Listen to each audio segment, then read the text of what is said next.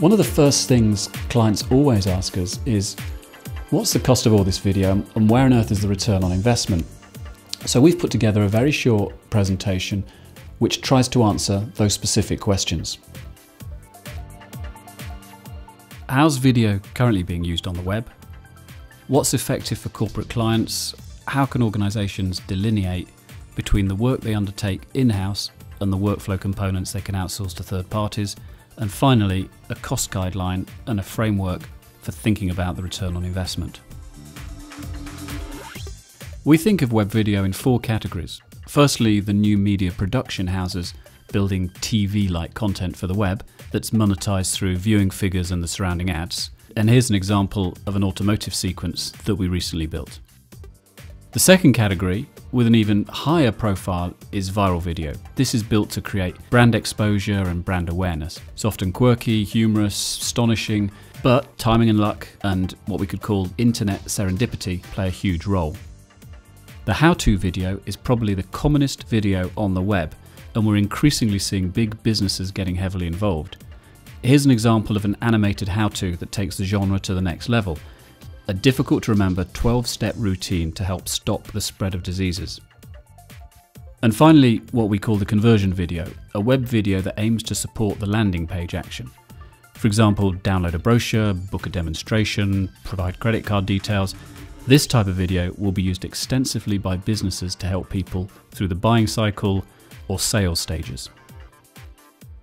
Business tends to use just three of these categories: the viral, the how-to, and the conversion video.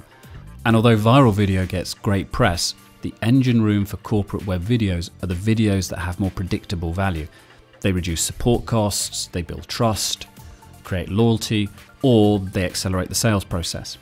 So let's work through a couple of examples for a how-to and a conversion video.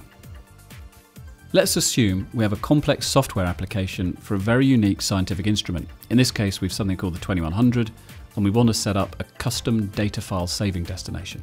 Firstly, take a step back. Establish the real value for supporting the production film.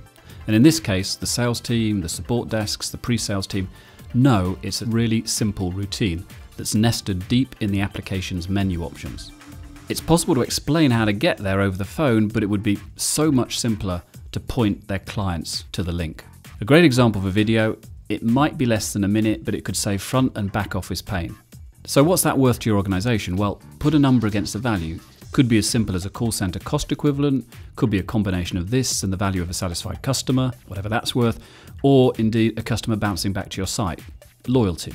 I think the point to stress here is that we should think about tackling the problem of customer education through tightly focused, keyword-orientated searches. Typically, these things are less than a minute, and typically they're surrounded by similar, frequently asked questions. A second example is to use web video to help the sales force. For example, how can you leverage thought leaders in your industry that love your product to tell your potential customers about their experience and what specific problems it solved for them and why it was worth every penny? In other words, it's a testimonial, but if we tie that testimonial on the web or in a newsletter to a specific web action, for example, organize a demo, download the specification sheet, we've used the film to pull suspects into the sales pipeline and push prospects through the stage gates. So what's the process? Okay, apologies, it's a busy slide, but the main takeaway is to understand that there are multiple stages to the production process. And each of these 5 key stages has multiple work packages. And the good news is that many of these could be performed internally, which helps you to leverage your existing resources, okay, the pre-sales team, the product marketing managers, and get much, much more from your marketing budget. Okay, how much? At some point, I promise to answer this. So bearing in mind that there are ways to mitigate the costs, you could take on parts of the workflow internally, for example, and that there are different genres of video with different ROI or return on investment metrics, budget for about 3.5K for these how-to videos, and expect to receive around 10 to 14 minutes of video footage, which could easily be split across 7 to 10 video sequences.